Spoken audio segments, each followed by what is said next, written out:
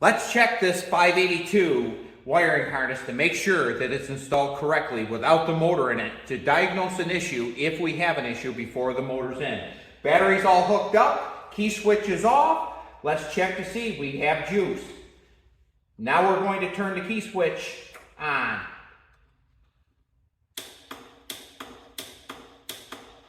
Right there's to your key switch. Here we're going to the starter. Now we're going to go to the end of the lead that goes right directly to the starter. Next, we're going to check.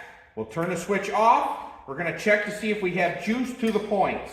Right here's your plug-in to go to your motor. Right down here is where it goes to your points. On. Running.